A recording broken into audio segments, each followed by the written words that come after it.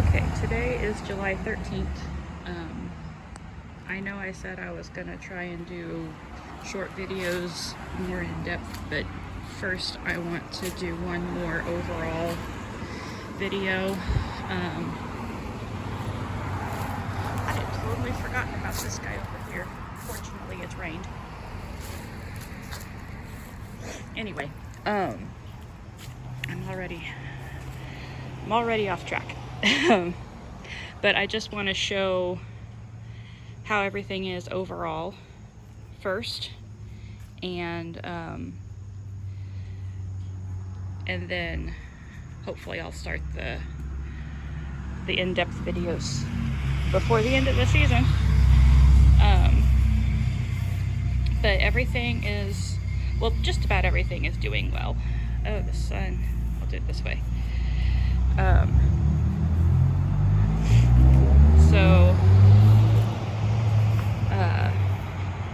Not everything is doing well. These two are doing really well this year.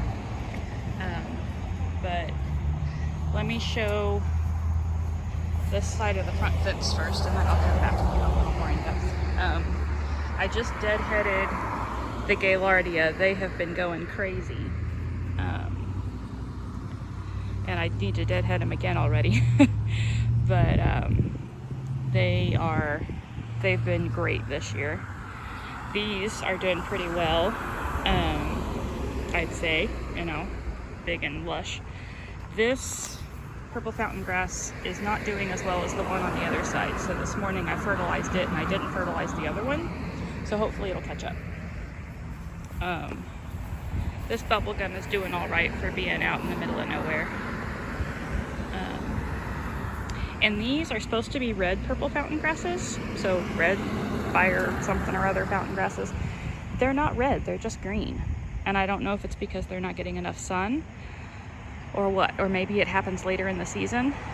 So just wait and see. This is doing really well. I really love this color.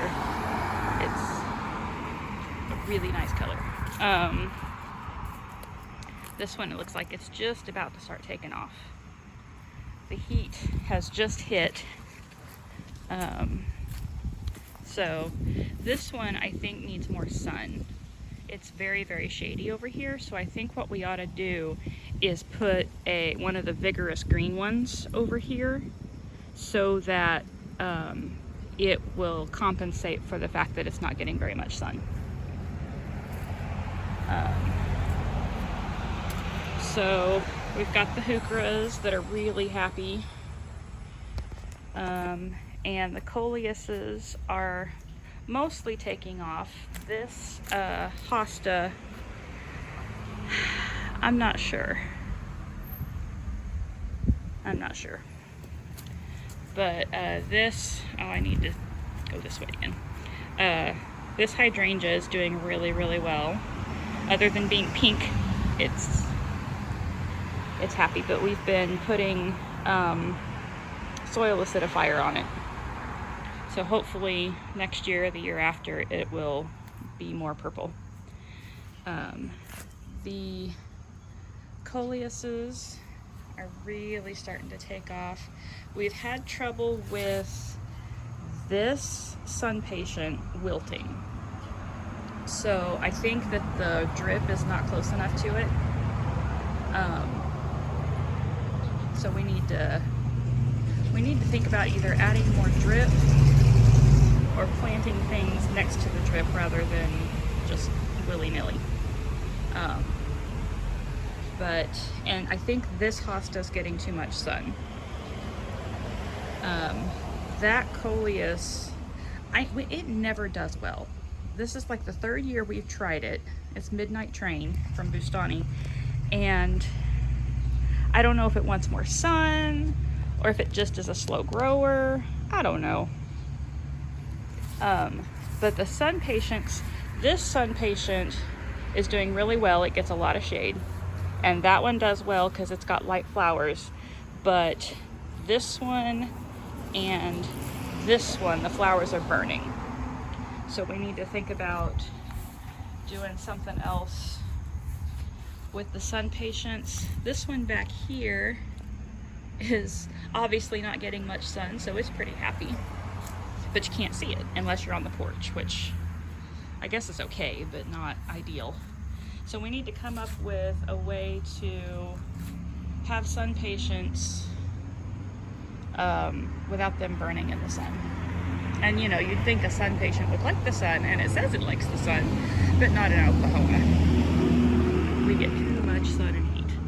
I just trimmed these guys back last week, I think. So they are, I need to double check the drip on those. Because I think that one might not be getting any water. This one is. Well, maybe not. I need to check the drip on those. But anyway, it'll be a little bit before they flush back out, but when they do, they'll be really nice. This is in a flush right now. These guys are both new this year. This one may be new for next year, and I don't know how we got our hands on it, but officially this is Tiara Blue Super Petunia. And officially, I mean, that is what it is. But officially, I think it doesn't come out till next year. This one is Hoopla Vivid Orchid, and it came out this year. And they're both doing really well here in the ground. And again, Coleuses are doing really well. The Heucheras are doing well over here. This right there is a Superbena that we had left over, and it is not. I don't think it's gonna make it, and I don't know why, but we can pull it out and put some of our extra coleus in there. These have been a fun experiment, the Gomphrenias. I don't know if I like the different colors. Like, I think I like this color better than having the 3 colors, because this one's not as vigorous. And that one's super vigorous, but it's not striking. So, ultimately it's Ellen's decision. I just have thoughts. And then we need to remember to plant these 2 coleus further out next year. It's just hard to remember how far out the first nights go whenever they get big. But anyway, so the front porch, let's do the front porch right now. These guys were getting a little bit too much sun because they had to be moved out of the way for the porch to get painted. The whole house got painted. Yay. And so things had to move a little bit, and they got a little too much sun, so they're a little bleached, and they got a little bit of splatter from the painting and stuff, but they'll be okay. And these are, I need to pull them out, add more soil, put them back, but they're greening up well. These guys were not getting drip, so I replaced the drip lines this morning, and they're getting drip now, but they're not symmetrical. This should be bigger. I fertilized it really well, and we only had one of these, and we took cuttings and planted it here, so hopefully things will even out now that they're all getting water consistently. And then also this ivy was not getting drip, so I replaced it, or I replaced the drip on it. That Rex Begonia died. We had an extra dichondra, so I just planted it there to kind of find a spot for it to get it out of its can. Oh, look at me, I sound like Laura. Container. And then this Rex Begonia is doing okay, but it's about to get stressed because of the heat. If it can just make it through the heat, I think hopefully we can keep it alive. This guy is doing really well. The geraniums underneath it, not so much.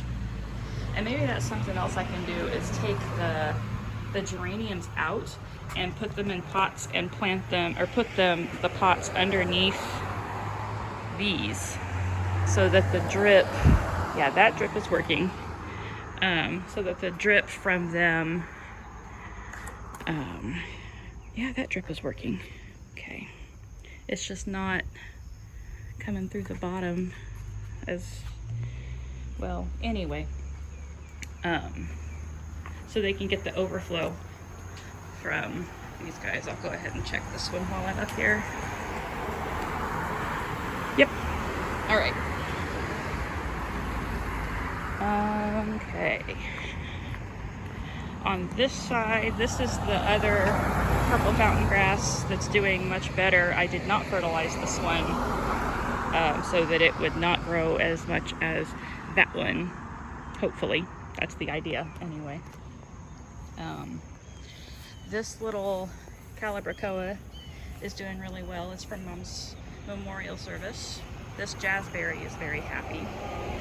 Here's another one of those supposedly red fountain grasses. I love this little sweet potato vine. And I don't know where we got it. Ellen may have ordered it from somewhere, but it's so pretty. And then this one here is also very beautiful. And then there's one over there-ish that's not doing well.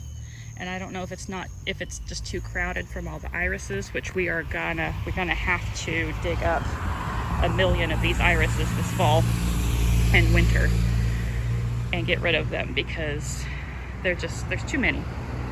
Too many. And they're not blooming as well, and anyway, oh, my nose. Okay, so on this side, same thing as before. This is planted a little too far back, but I like the way it goes with these blueberries and cream, which these were not called blueberries and cream. These came from Atwood's, and I don't remember what they're called, but they're basically a blueberries and cream. And this jazzberry and Hoopla Vivid Orchid are doing well. That I think is planted too deep. We need to add some soil to this section of the bed, and I think that will help the damage on that hosta, because I think it might be getting slug damage or roly-poly damage or something, which means that it's not planted properly. Well, anyway. And then also this hydrangea, it had a really good flush at the beginning of the year, and now it's got spots and stuff on it. So I need to figure out if it's not getting enough airflow, which very well could be because of all these daisies. But anyway, I'm supposed to be doing an overview, not an in-depth stuff, but that one's getting a little bit of sun damage. These three coleus are doing very, very well. They're all the short kind, and I'm very happy with them. This sun patient is doing well.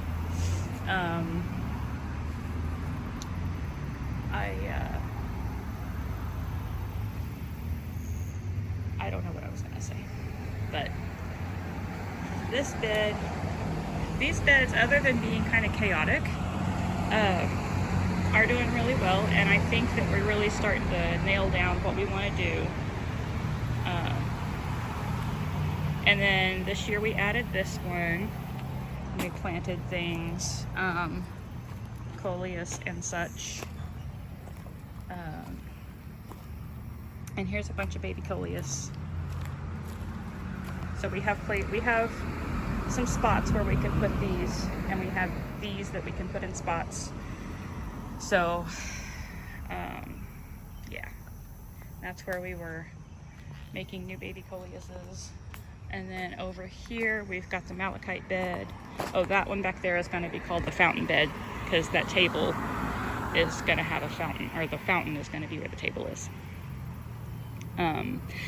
This one I think is cat damage. I think we've got a lot of cat damage in this area, because we've got dirt mounded up and stuff over here, and I'm thinking maybe cats happened to this one, because there's no way it's getting enough sun to cause that kind of damage. I just wanted to show you this kalanchoe. Look how big and beautiful it is. We need to remember that this exact spot is perfect for the kalanchoe. Doesn't matter what else we put there, but we gotta have the kalanchoe in a pot right there. So we've got Lamium, some coleus, and some hostas. The hostas are kind of struggling, and I don't know why.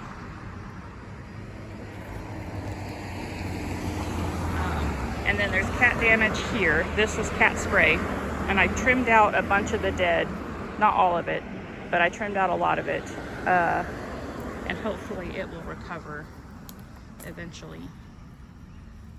And then this coleus forest is having some trouble. It's not planted as thickly. I'm almost wondering if the black mulch that we got is somehow not, well, obviously it's not as good as the compost that we used last year. So, but maybe like the dye and the mulch is actively causing issues. I don't know. It's just a theory. But this oakleaf hydrangea is doing really well.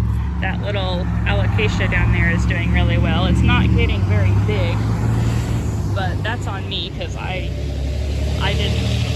it didn't have a maximum height on it, and so I just got it thinking, oh, it'll be big like an elephant ear. It's not. It's pretty, but it's not big. There's one of the Shadowland hostas. Most of the hostas are doing really well. The two designer jeans are having issues, and I'm not sure what the deal is with those. That one and that one are having issues.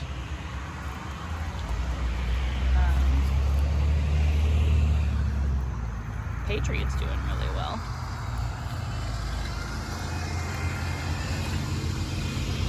And then over here we've got some issues. I think this and that are a lack of water. This one was planted too high, so I just replanted it lower into the ground, and I watered it in real well, and I moved the drip line here and here, just right up next to the root ball on both of those. That one doesn't have drip next to it, so we may have to supplemental water it for a while, or move it over or something, or I'll need to add drip in that section. But anyway, and there's a lot of sun that comes through at the end of the day, right through there, and so like these coleus tend to wilt, and these guys tend to get a lot of sun, and they don't like that hot afternoons done very well. So I'm still thinking and experimenting in this section to try and figure out how best to deal with the challenges. Here's another flat of baby coleus, and here's, oh my goodness, it's got a flower.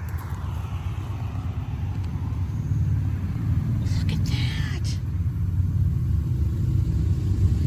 We just picked this up off the floor of the garden center one day and stuck it in here to root with everything else, and it's got a flower. That is so neat. Anyway. All right. So one of the projects I want to try and get done is one of these days, like fall, spring, move this daisy to where it gets more sun, because it's not getting enough sun and it's just not happy. This might do better in a pot. We might need to think about that, because I don't think it's getting enough sun. And it does not like how all the leaves get in there and cover it up every winter. It's got a lot of leaf debris in here, and it doesn't seem to like that very much. So, oh, look who it is. Hi, Groucho. Yeah. So these coleus are doing pretty well. This guacamole is stunning. Yeah. Yeah. But this designer jeans is not. And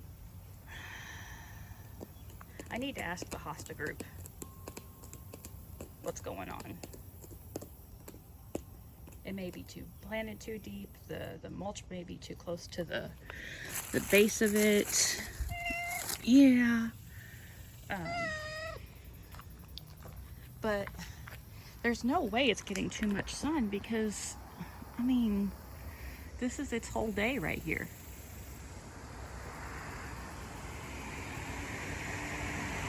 So it's not getting too much sun.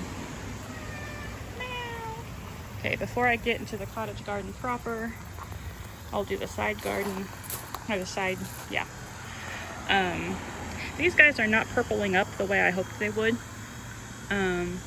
This one over here is much more purple. It gets more sun than this left one. I would love to find something that really goes perfectly in this spot. Ooh, I wonder if a sun patient would go well in that spot. Anyway, we had to replace this dichondra because the first one died, so it's not as far along as that one. And OSU did not have dichondra this year, so we started with little ones instead of big ones, and that's been kind of sad. But the coleus are all doing really well in the pots over here. I need to trim them back again. I love these two plants together. They're just so pretty. Here's the Japanese maple. It's dealing with a bit of rust, but there's nothing we can do about it, according to Ellen's research. Hi, Cheddar. Hi, pretty girl. Pretty baby. Cheddar is standing next to a cool as a cucumber hosta that is not happy back there. So I've been wanting to get it out of there and move it to a better spot and put something really impactful back there. A big old giant hosta or a fern. I don't know what, but something back there needs to be different. This hydrangea bloomed only on the left side. Well, there's a few over here, but it didn't bloom, and it's really got a lot of chlorosis. We've been using chelated iron. I was gonna do it again, but I can't find it. I don't know where the bottle is. There's a couple other places I want to look, but anyway, I think maybe getting chelated iron on it will help it bloom better. That's my theory as of right now. Sorry about the sniffling again. It's hot. I've been working. Anyway, I planted two small hydrangeas. That was a scary noise. Two small hydrangeas that Ellen got back there temporarily. Yeah, our long-term plan is to put two spreading yews back there and move those two hydrangeas up here. But by the time we figured that out, the coleus forest had already been planted there goes Cheddar. So in the meantime, that's where they are. And then the coleus forest, I think, could stand to have a few more coleus in it, but most of them are starting to really take off, especially this guy. But this was not a cutting, this was a full plant that got moved because it was getting too big for its space over in the front. That's a Coleosaurus. But most of these guys are really starting to take off. Some of them are struggling, but like I said, we have babies ready to take their place. This crepe myrtle is a problem. We want to train it into a tree form, but it doesn't want to be a tree form, and it requires chainsawing, and it's on the list. But at least it's blooming, and the bumblebees are all over it. I don't know if you can see them or not, but there's bumblebees all over the place. We've got a volunteer verbena there. We've got dahlias here. We planted the dahlias in the wrong spaces, which, you know, it's our first year with dahlias, and we didn't know where to plant them exactly. But they're too far back. Like, there's one back there. Oh, sorry. There's one back there that isn't getting water, maybe, or it just is getting too much shade, or it's just sad. But these two are doing well. That one died. There are more dahlias over here, which we planted way too close to the jardiniere. Because I don't know about Ellen, but I did not realize things were going to get as big as they are getting. I don't know. So, this is a, I'm losing my words. Yay. Gomphrena. This is a Gomphrena that we got from Bustani, I think. And Ellen and I are both very happy with it. I think we want to try having one of these every year. This guy almost died. This is a Heliopsis, but it is doing so well. It's got lots and lots of buds on it. So happy. I'm hoping that it will stay put and not die, because we had one over there in years past, and it did really well for like 3 years, and then it died. I deadheaded this Gaillardia the other day, and it already needs it again, but we'll see. But it's been incredible. We transplanted this from the yard. It came up from in the yard in the spring. We put it over here, and it has it's exploded. And we put that little Rudbeckia next to it, thinking that it would be plenty of space, and it was not. So we'll need to scoot that Rudbeckia over if this comes back. I don't know. These all tend to come back from seed, I think, rather than, they tend to be annual acting rather than perennial.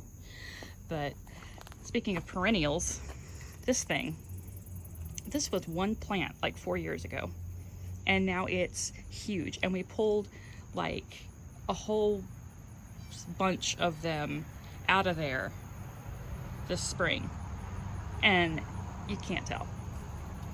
These are Goldstrom Rudbeckia. And then this salad tree is being eaten by grasshoppers. We have a lot of grasshoppers this year. And this black and blue salvia is being eaten by grasshoppers. And I don't know what to do about the grasshoppers, because see, all the foliage on the irises is being eaten by grasshoppers. We've got a salvia here that acts like a veronica. I need to deadhead that. I keep forgetting about it because it's way over here. But here's another black and blue salvia. This is the upright sweet potato vine. What do they call those? The ones that climb as well as trail. But let me show you. It goes all the way, I don't know if you can see that, but it goes all the way down to the sidewalk. And it climbs all the way up the fence, and it's really pretty. Upside? Upside? I don't know. But we've got a few little annuals here. Oh, we've got a dill. And on the dill, we got some babies. I hope they survive because they don't have much to eat. There's a little bit in there, but we got babies. And I took some seeds already. Maybe I'll start them and get another crop of dill out before the end of the season. Some more Veronicas. That's not a Veronica, that's a geranium, a perennial geranium. I need to trim this rose back again because we've got a echinacea. This rose has a little bloom on it. This rose has a little bloom on it. This echinacea was in its prime last week and it was stunning. I got some pictures.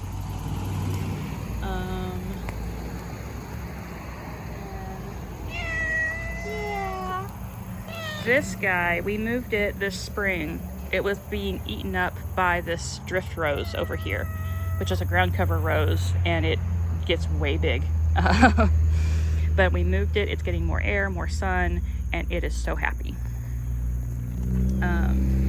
Groucho is standing underneath a new hydrangea that is so happy to be planted.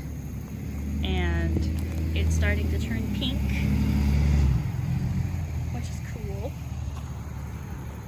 I don't know if it's a firelight or a, I don't know, prime something or other. I don't know.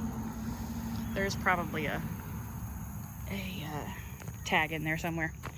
But this butterfly weed is just about done being in bloom. It's starting to go out of bloom.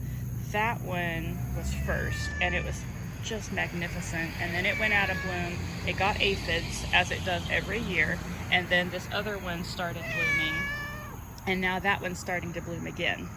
So it's kind of nice how they take turns. And then when this was all in bloom, this is yarrow. When it was all in bloom, it was so pretty. I need to probably try and deadhead it.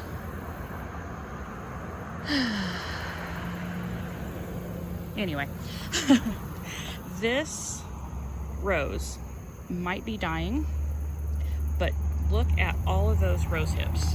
When they turn red, they're going to be so pretty, and I'm going to try and decorate this fall and winter with these rose hips, if they actually are pretty when they mature. We have yet another black and blue salvia here. We've got another hydrangea. This may be the prime. Yeah, this is Limelight Prime. So it should turn green when it's and it's getting more buds. So it should be really pretty.